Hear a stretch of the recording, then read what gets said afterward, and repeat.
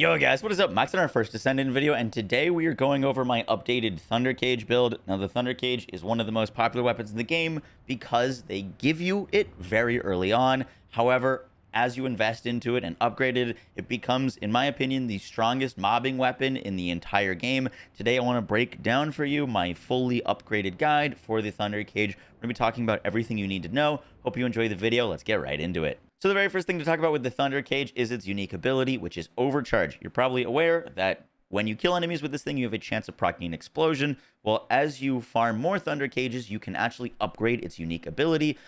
Each Thundercage that you build, you can fully, kind of merge into your existing Thundercage. It works with every unique weapon in the game. And once you get the Thundercage fully upgraded, you get a 100% trigger rate on your explosion, which does a 5-meter explosion of electricity that can do some pretty ridiculous damage, and that's what makes this gun shine for mobbing.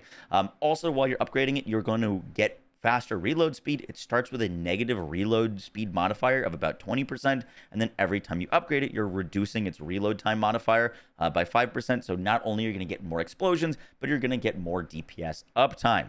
The next thing to talk about is your stats on your Thundercage. I obviously don't have perfect stats. I think the god roll stats would be firearm crit hit damage, crit hit rate, percentage firearm attack, and weak point damage.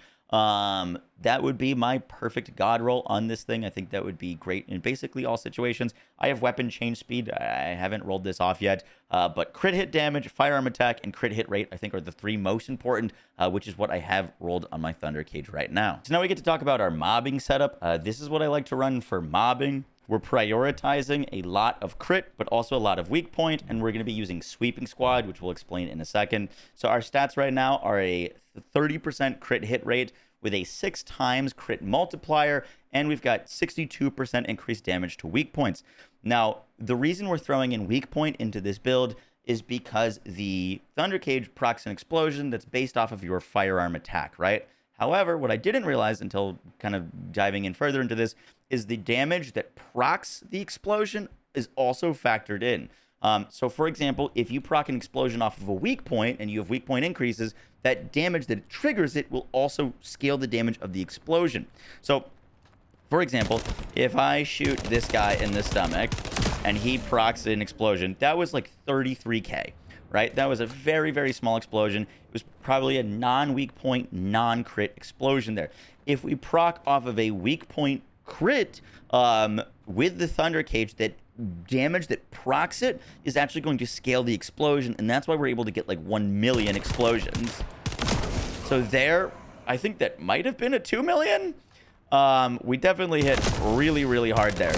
But that's part of the reason why weak point is good. One, it's going to help us against like bosses in hard mode dungeons, but it's also going to help if you're aiming at enemies' heads to get those bigger damage explosions. And so that's kind of the setup that I'm running.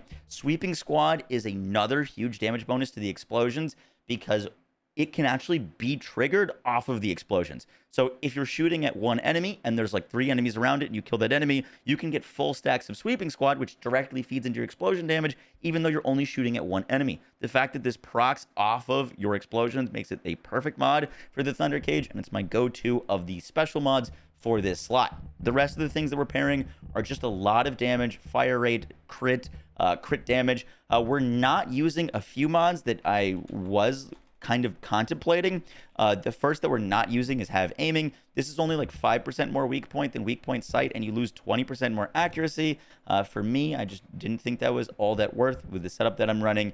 And we're also not going to be using Edging Shot, which I did upgrade and test around, mainly because you lose that base damage explosion. So Edging Shot for mobbing didn't really seem all that worth. We're trying to scale that firearm attack as much as possible so that we're getting those big damage explosions. Next up, we get to talk about bossing. Now, the big difference with bossing is we have more options for our legendary mod. The big things are that we're not going to be benefiting from Sweeping Squad, obviously, because we're not going to be attacking enemies and killing them. We're mainly just firing at a boss.